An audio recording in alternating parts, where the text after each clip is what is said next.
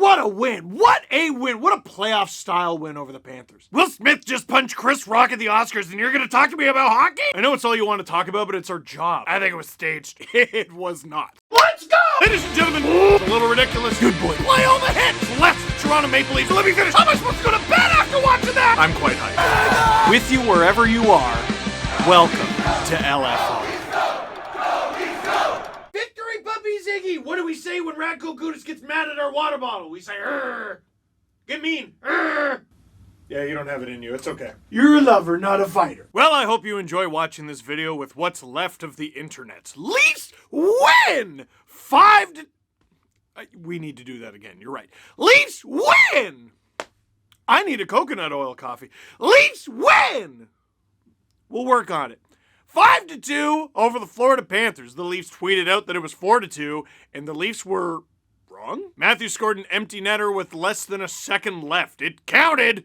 5-2. As Chris Cuthbert said on the broadcast, it could be the goal that gives him the rocket. And you know what? Now that it's out in the universe, I need that to happen. For him to win by 1. The takes, they will be salty. Let's talk about the game. All right, so we have the Toronto Maple Leafs taking on the Florida Panthers in a building that was evacuated last night. Let's not forget. If you don't know what I'm talking about, the Toronto Raptors game was evacuated because a speaker lit on fire. The Leafs play in that building tonight. They played in that building tonight. Luckily, everyone was okay. There was no danger to the public, and obviously, festivities were allowed to continue the very next night. Leafs are the home team. That's good. They're on the second half of a back-to-back. That's bad. But their opponent, the Florida Panthers, are also on the second half of a back-to-back. That's bad for them. Talk about two games that went very differently. The Toronto Maple Leafs outshot the Montreal Canadiens 40 billion to 2, I think it was. Naturally, they lost that game. Florida Panthers also outshot the Ottawa Senators about 35 billion to 3. It wasn't quite as dominant. And the Sens were winning, and then the Panthers had a big comeback, and they ended up winning the thing. And here's the thing. I think this is how these teams are thinking. Leafs taking on the Habs. I will never say who cares. You should always want to beat the Montreal Canadiens if you're the Toronto Maple Leafs, whether one is in first and the other is in last or not. Panthers and Sens, I mean, it's divisional rival. Oh yeah, Ottawa, Ontario, and Sunrise, Florida. Same division. It's a magical league. There's been a lot of talk about who's going to play who come the Stanley Cup playoffs, because let's be honest, we know who's making the Stanley Cup playoffs in the East. Reminder for what I said last night, the Washington Capitals occupied the final playoff spot in the East with 82 points. The Columbus Blue Jackets were the next closest non-playoff team with 68. It's not close. So the Florida Panthers have been leading the Atlantic for a long time. The Leafs and Lightning were battling it out for second and third, and then the Bruins enter the equation, and the Leafs get pushed down to the wild card, and now they might have to take on the Penguins or the Hurricanes or who knows. And that's the thing. Who knows? Every team has like 12.5 games left. The 8 teams in the Eastern Conference that are in a playoff spot right now know that they're going to be in a playoff spot come playoff time. And they know they're going to have to play one of the other 8 teams. And if things go well for them, they're going to have to play those other 8 teams in the first round, second round, third round, not the fourth round this time. We're all going to remember why, but our kids are going to be really confused when they see the Lightning take on the Habs in the Cup final. Dad, how come the... Followed by the same boring old man story I've told him 1,000 times. So here's what I think happened tonight. The Florida Panthers came to town and said, hey. Leafs returned to town and said, hey. And then they proceeded to hate each other from puck drop until final horn. It is going to be a wild end of the season. Other than the fact that the Leafs, for some reason, have to play the Montreal Canadiens basically every Saturday for the remainder of the season. They got Boston on Tuesday. They got more games against the Panthers, more games against the Lightning. They got some other already playoff-bound Eastern Conference opponents. Yeah, obviously you want to win every game. Yeah, obviously you want home ice advantage. But at the end of the day, you gotta play one of the best teams. So I know a lot of you are lamenting like, geez, the Leafs bring it against the Panthers, but they can't beat the last-ranked Montreal Canadiens. First of all, they've always done that. Second of all, I think if they were going to win one of these games, I'd rather them beat Florida. Obviously, I would rather them win both. But if they could only beat one of them, I want the Leafs to beat the team that is still going to be relevant in a month. In this heated affair, the Leafs waste no time. First of all, TJ Brody and Morgan Riley, how did gave me the warm and fuzzies. Feeling so nostalgic for like a month ago. Morgan Riley driving and being a net front presence because sure, why not? TJ Brody fires it on purpose right onto Riley's stick. Tip And it's in. 49 seconds in, Morgan Riley with his 7th of the season. The Leafs up 1-0. But you can't just sit back and rest because they scored in the first minute yesterday and that didn't go so good. Now there is one maybe small asterisk you put on this game. Yes, it is the Leafs. Yes, it is the Panthers. Panthers missing Ekblad, Leafs missing Muzzin, and others. Relevant, both teams playing their backup goalie. The Florida Panthers, Spencer Knight, and the Leafs, Peter Mrazek. Mrazek coming off a win in a solid start against the New Jersey Devils. These ain't the New Jersey Devils. And I gotta say something. I love Wayne Train. I do. You saw the Scarborough shirt when I did Victory Puppies, right? He's from Scarborough, I'm from Scarborough, we both love Scarborough. He's a Leaf, I love the Leafs. You know who else is a Leaf? Jason Spezza, he's a Leaf, I love him on the Leafs. But are both those guys battling right now? This first goal, with all eyes on Mrazek, what is going on here? Okay, Giordano's on a guy. I think that's Mikheyev in there along the boards as well. Liljegren has a man in front who he's following into the corner. Spezza is playing point guy. He's sort of there, like right at the Leaf logo on the score bug.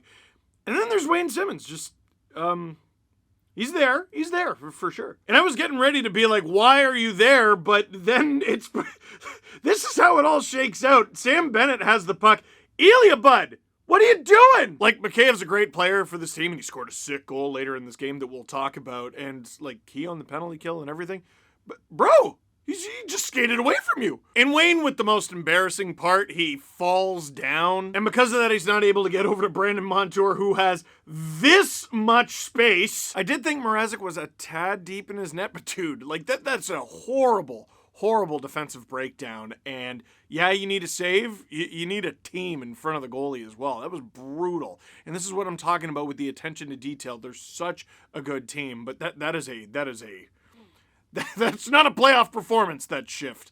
It's 1-1. So we head to the second. Now this goal is going to be shown on highlights as the Willie giveaway, and that is technically true. But here's what happens. In the corner, there are 2 Leafs and there are 2 Panthers, and they don't like each other and they're battling each other. Now here, can I show you something? One Leaf, I think it's Michael Bunting, is down on the ice. Matthews gets the puck. Look at Morgan Riley.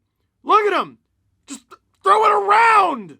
Unless it's Trevor Zegras back there.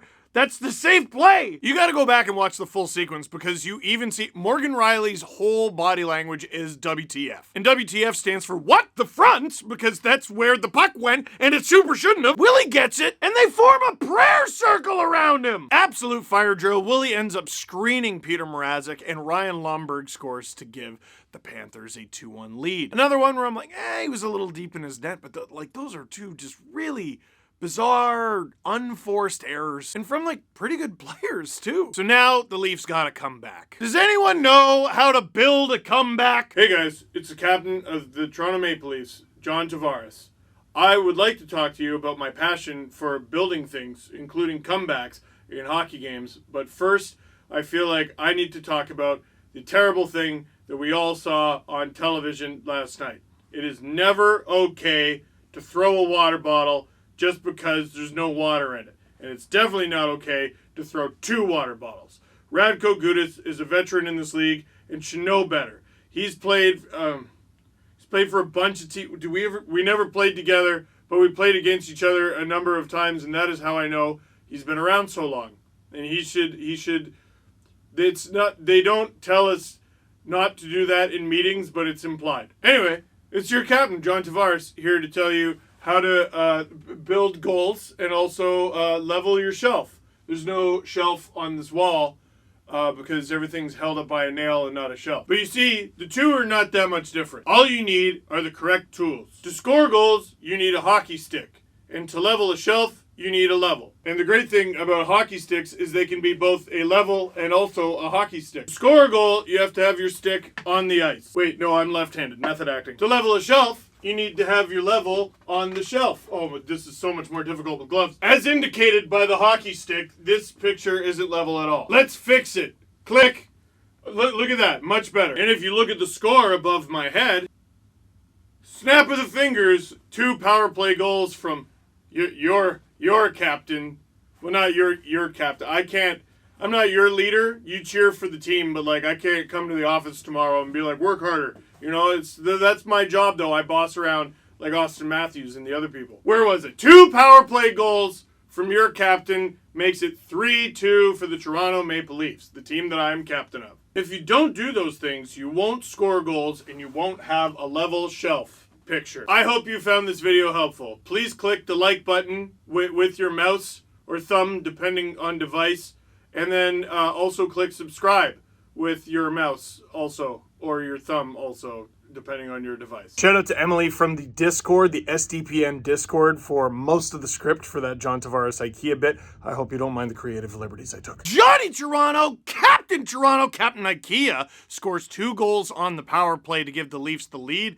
And, you know, that second line is struggling, and I'm starting to think it's not his fault. Because, you know, I've been watching a lot of John Tavares tape recently, and I think I found the problem. Because, let's face it, he's aging, right? Like, it's time goes one direction. And if you go back and look at old footage of John Tavares, even in his early days with the Leafs, you'll notice these days there's less Mitch Marner in all the clips. The passes, unbelievable. Dude, you get Johnny the puck, it's going in, so give it to him. On one of these goals, Mitch Marner becomes the 15th player in Maple Leafs history to record 300 assists and is the fastest to accomplish the feat in 411 games, surpassing the previous mark of 469. Nice. Games set by Borje Salming. First of all, Borje Salming did that as a defenseman. That's ridiculous. Also in the 80s, so I feel like it levels out. It's amazing that the best goal scorer in Leafs history and the best playmaker in Leafs history are the same person. No, the best goal scorer in Leafs history and the best playmaker in Leafs history are probably on the same team at the same time and didn't play together for the first, 3.5 years. They're still paying them. They are. So, no big deal. The Leafs just have to defend a third period lead against the Florida Panthers with Peter Mrazek in net. And the darndest thing happened. It held. Not only did it hold, it thrived. Mitch with the talking about da-da-da-da-da-da. Ilya Mikheyev rushing up the ice. He's there at full speed. And oh, his hands have caught up to his feet and you're in a lot of trouble. Ilya Mikheyev with the patented forehand backhand beauty move on Spencer Knight. His 14th of the season makes it 4-2. Leafs outshot 16-5 in the third period, but it certainly helps that one of the 5 was that one. And Mrazek just sort of holding strong, and the defense doing a much better job in front of him than they did on the first 2 goals. But Mrazek, not always the most poised. He was still a little, skittish in the net, but less so than usual, and he was actually in his net. And this is why on the first 2 goals, I noted how deep Mrazek was in his net. I wasn't really talking about that as an issue before, because some of the goals that he allowed before Källgren was basically tasked with saving the team at the time. I would have loved for him to be too deep in his net. Mrazek is clearly battling through something here. It's a slump unlike any that he's had in his career before, and he's had ups and downs. The Leaf fans, I gotta say, if you were at this game, I'm really impressed, because this guy got it. Like, he was getting the Bronx cheer hard, and it was not kind. For the past couple games, in this game especially, every save he made, a genuine cheer. You could tell people meant it, and you could tell it meant a lot. Clock winds down, not all the way down, because Matthews gets the empty netter, and the Leafs escape. They won by 3 questions. At what point are the refs held accountable? What is the breaking point? What is that line? It's absolutely insane, the amount of no calls tonight. Yeah, it was chippy. Johnny going at it with Radko Gudas. Radko Gudas going at it with the penalty box staff and the officials. That was bizarre. There were a lot of hits on both sides and a lot of face washing and general unniceness, unkindness. I didn't feel it was lopsided in any one direction. The penalty on Hall, to put him in the box in the first place, I thought was his feet mutually meeting Claude Giroux's, and Claude went down pretty easy. And then his collision coming out of the box with Mason Marchment, softer than you usually see. I think we can put aside the notion that the refs are anti-Leaf, They're just anti-good officiating. Because look, here's the thing. We've said for a long time that officiating a hockey game is hard. Officials in the NHL, it's hard. It's a hard job, and it's difficult to do. I acknowledge that. I think we all acknowledge that. If it's been a problem for this long, perhaps we should try to fix it. I don't think the answer is simply, just get better officials. I would like to think if there were better officials, then they would have them. There are issues with some of the ways that calls are made is league mandated. Some officials have been in their job, let's be honest, way too long. But if this is all too much for the linesmen and referees, then we need to look at other solutions here. From producer Drew, you must pick one, oh boy. The current regular season officiating or playoff officiating. Ooh, now they're both pretty bad. And I know a lot of people watching this video right now are going, oh boy, I don't know, those are both pretty bad. I know my answer in a heartbeat. The regular season officiating. You know why? They lose with the playoff officiating. They haven't won since 2004. Well, they've won, but not 4 out of 7 and not 3 out of 5 that one time. Regular season, all day, every day. So I have no idea if this one is a long LFR or not, and it's late, and that is my fault because I was reading the internet. Everyone tell producer Drew how much you appreciate him in the comments. Say ILU Drew. That is it for this one. Thank you very much for watching. Click like if you like this video. Click subscribe if you really liked it. Tell all your friends. Don't touch our water bottle. It's our water bottle!